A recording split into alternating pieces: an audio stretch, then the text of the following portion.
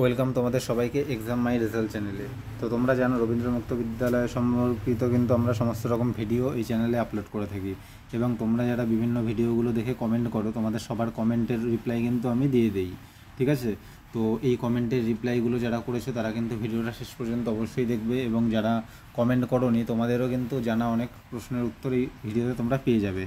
তো চলো শুরু করি। এবং ভিডিওটা শুরু করার আগে আরেকটা কথা আমি বলে দিতে চাই, তোমরা যারা কমেন্ট করেছো তারা আরও নানা রকম বিষয় জানার জন্য তোমরা অবশ্যই ভিডিওগুলো দেখে কমেন্ট করবে, এবং যারা কমেন্ট করোনি তারাও কিন্তু কমেন্ট করলে তোমরা জানতে পারবে। তো চলো শুরু করি। দেখো এখানে একজন কমেন্ট করেছে, সে হচ্ছে বলরাম ঘোষ। সে জিজ্ঞেস করছে ডিজি লকারে কি মার্কশিট পাওয়া যাবে রবীন্দ্রমুক্ত ওপেনের। দেখো ডিজি লকারে মার্কশিট তো কখনো পাওয়া যায় না। ব্যাপার হচ্ছে ডিজি লকার হচ্ছে একটা অ্যাপ, সেই অ্যাপটা ডাউনলোড করে তুমি তোমার বিভিন্ন ডকুমেন্টস সেখানে রাখতে পারবে। তোমার Aadhaar card, voter card, PAN card, driving licence, তোমার মার্কশিট তুমি সেখানে রাখতে পারবে। রাখলে পরে সেখান থেকে তুমি ভবিষ্যতে খুঁজে নিতে পারবে। ঠিক আছে, এখানে কিন্তু আলাদা করে তো পাওয়া যায় না, তুমি কারো ডিজি লকারে তো ঢুকতে পারবে না। ডিজি লকারে যার যার নামে যার যার আইডি দিয়ে ক্রিয়েট করতে হয়। ঠিক আছে, আশা করছি তোমাকে বোঝাতে পেরেছি। তারপরে দেখো এখানে আলপনা মণ্ডল কমেন্ট করেছে, সে জিজ্ঞেস করছে সায়েন্সের বুকগুলো কেমন, মানে সায়েন্সের বইগুলো। এখানে আমি আর্টস গ্রুপের বইগুলো দিয়ে একটা ভিডিও করে আপলোড করা হয়েছিল, তো সায়েন্সের বইগুলোর ছবি কিন্তু দেওয়া হয়নি। বই তো নর্মাল সব বই একই রকম হয়। ঠিক আছে, আর্টস আর সায়েন্সেরটা আলাদা আলাদা, এই তো, এছাড়া তার তেমন কিছু তো পার্থক্য নেই। তারপর দেখো আরেকজন কমেন্ট করেছে, সে বলছে যে হ্যালো স্যার, আমি টোটাল পেয়েছি 592, মানে 592 পেয়েছে টোটাল। যদি পাস করি তাহলে কি নাম্বার, যদি পিপিএস করি তাহলে কি নাম্বার কমে যাবে? 592 সে পেয়েছে, এবার জিজ্ঞেস করছে যদি পিপিএস করে নাম্বার কি কমে যাবে কি না। দেখো পিপিএস করে সাধারণত কারো কোনো বিষয়ে যদি নাম্বার একটু কম থাকে, বা পরীক্ষা ভালো দিয়েছে, হয়তো 80 মার্কস পাওয়ার কথা ছিল, সে 70 বা 75 পেয়েছে, তাহলে সে করে। অনেকে ফেল করলে পরে কোনো একটা সাবজেক্টে হয়তো ফেল করে, তাহলে সেই সাবজেক্টটা পিপিএস করতে দেয়। তো বেশিরভাগই কিন্তু নাম্বার বাড়ে, সবাই পাস করে। নাম্বার কমে যায় এমন উদাহরণ আছে, কিন্তু সেটা কিন্তু খুবই কম, খুব রেয়ার। ঠিক আছে, তো আশা করি তোমার নাম্বার কমবে না, বাড়বে ছাড়া। ঠিক আছে, তারপর দেখো সলিটারি ক্রিয়েশন বলে একজন কমেন্ট করেছে, সে বলছে ক্লাস 11-এ ভর্তি প্রসেস। ক্লাস 11-এ ভর্তি প্রসেস এখন কিন্তু সমস্ত ভর্তি প্রসেসটাই কিন্তু অনলাইন করে দেওয়া হয়েছে, এবং সেই অনলাইনটা কিন্তু আমরা জানি চ্যানেলরা নিজেদের স্মার্টফোন এবং কম্পিউটারের সাহায্যে বা সাইবার ক্যাফের সাহায্যে কিন্তু এটা হতে পারবো না। এটার জন্য রবীন্দ্রমুক্ত বিদ্যালয়ে যে বিভিন্ন সেন্টার আছে তাদের কাছে গিয়ে তারা গেলে তারাই কিন্তু অনলাইন প্রসেসের মাধ্যমে ভর্তি করে দেবে।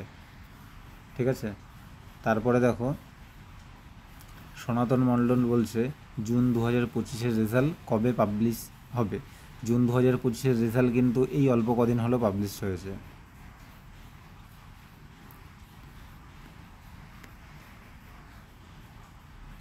তারপর দেখো সুনন দাস বলছে, দাদা কোনো ছাত্রছাত্রী এমএ ইকোনমিক নিয়ে পড়াশোনা করে তাহলে সে ইগনুতে বাংলা ভাষা থেকে পরীক্ষায় লিখতে পারবে? দেখো ইগনুতে কিন্তু বাংলাতে এখনও পড়াশোনা শুরু হয়নি। পড়াশোনা বলো বা স্টাডি একই ব্যাপার, পরীক্ষা বা পড়াশোনা একই বিষয়। ইগনুতে কিন্তু শুধু বাংলা এবং ইংলিশে কিন্তু শুরু হয়েছে, মানে পড়াশোনা করা যায়। বাংলাতে এখনও পর্যন্ত শুরু হয়নি, অনেক দিন ধরেই শোনা যাচ্ছে যে বাংলাতেও শুরু করবে, কিন্তু এখনও পর্যন্ত হয়ে ওঠেনি। যখনই হবে আমি তোমাদেরকে ভিডিও করে জানিয়ে দেবো। ঠিক আছে, সাথে থাকবে সবাই।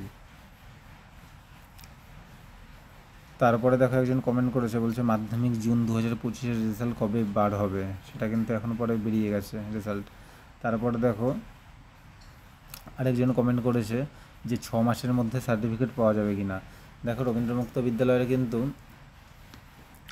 মাধ্যমিকের প্রতি 6 মাস অন্তর কিন্তু পরীক্ষা হয়। 6 মাস অন্তর পরীক্ষা হওয়ার পর কিন্তু 1 মাস পরেই রেজাল্ট পাওয়া যায়। মোটামুটি তুমি ধরে নিতে পারো 8 মাসের মাথায় কিন্তু রেজাল্ট পাওয়া যাবে। ঠিক আছে,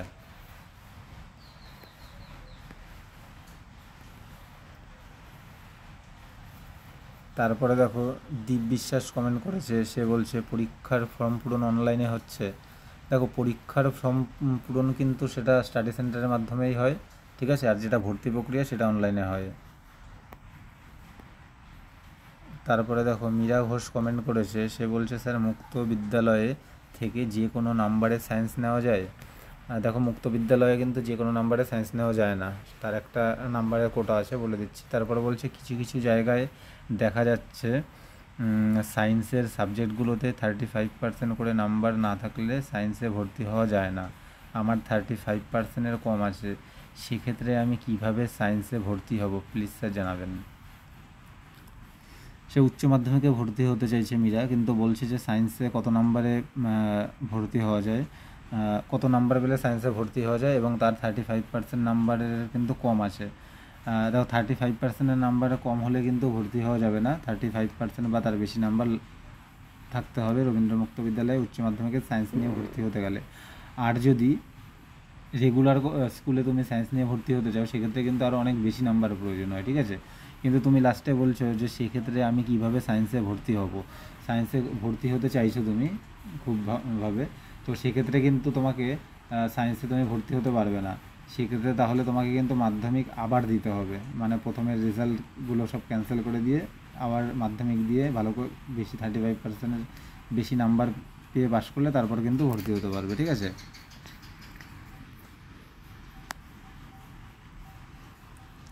তারপর দেখো শান্তনু মণ্ডল বলছে জগবন্ধু কলেজে এমএসসি কেমিস্ট্রি করা যাবে ইগনু থেকে, যে হ্যাঁ করা যাবে।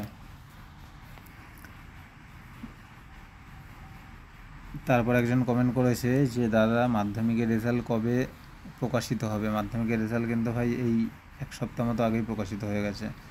তারপরে বলছে